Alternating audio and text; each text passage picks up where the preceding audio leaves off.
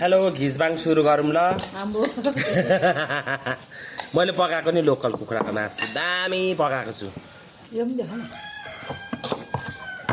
यो चाहिँ मेरो उसमा पर्दैन हैन र पनि मैले काटेर यहाँ पाहुनाहरूलाई दिँदैछु आइब्रो बनाउनु यहाँको के मदत त कहिले खुलाउँदैन घिरौला चना पहिला गरेको ठाउँमा गयो राम्रो गर्छ है तर त्यहाँ पनि राम्रो गर्छ है तर त्यो त मदत त राम्रो लाग्दैन त्यो हैन मदत पनि एउटा बहिनीले राम्रो गर्थ्यो कि सुरेशमा अहिले गर्दैन पहिला एउटा होइन त अहिले गयो नि त त्यो ग्रेभी त बनाएर रहेछ साले खुट्टा मासु खाने भनै नानी ग्रेभी बनाएको थियो अघि मासु हालेर तताउँदाखेरि चाहिँ सुक्यो क्या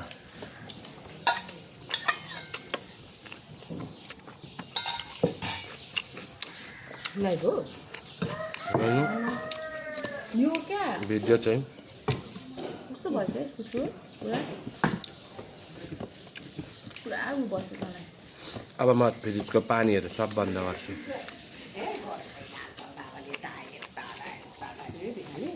के भने थाहा छ भाइ अब गरी त हामीले यो पिलर सबै लगाइदिनु ल भनेको के भाइ दाइमा खेर जान्छ पिलर अब यो चौपट चाहिँ ग्रिनेट हाल्नु आँटेको चाहिँ हामीले ठ्याक्कै उयो चाहिँ क्या पिलरहरूमा मधुसेको जस्तो लाग्छ मलाई होइन लाउँदिनँ पिलरमा त माथिको त होइन हाल्नु मिल्दैन नि त गरौँ हुन्छ त पार्किङ टाइल भित्ताको टाइल अर्कै हुन्छ हुन्छ नि गरौँ हुन्छ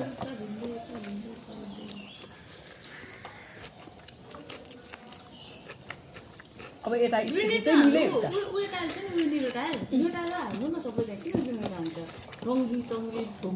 राम्रो देख्दैन नि होइन यो उसमा हौ यो रेलिङमा हुँदैन टाइल हुँदैन नि त यसमा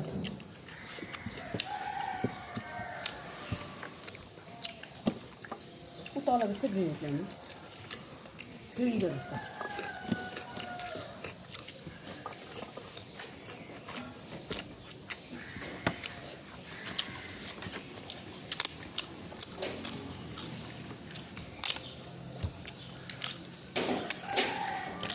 गाइजहरू कुखुराको मासु कस्तो भएछ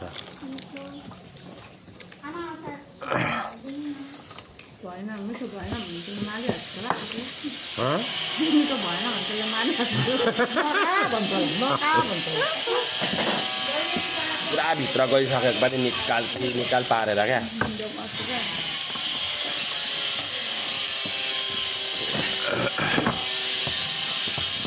गाईहरू ढाक्ने कति चाहिन्छ ल अलिकति मात्रै छ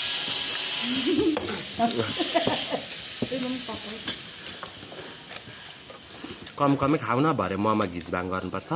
भयो खान्न त मोमो पकाएको